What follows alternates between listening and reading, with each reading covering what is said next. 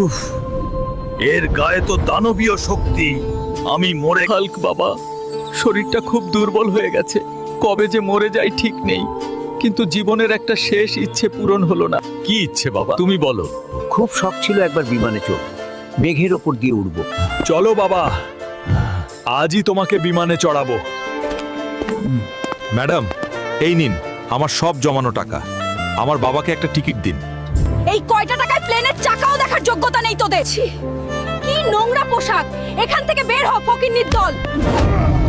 আমার বাবাকে ধাক্কা দিলেন, এই অপমানের প্রতিশোধ আমি নেবই। কাঁদিস না বাবা, ওরা আমাদের গরিব ভেবেছে।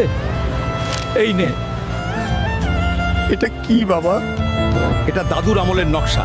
এয়ারপোর্টের পেছনের সমুদ্রে একটা ভাঙা জাহাজে 500 কোটি টাকার হীরা আছে। যা বাবা, ওটা নিয়ে আয়, ওদের দেখিয়ে দে আমরা কে। ওই তো হীরা, কিন্তু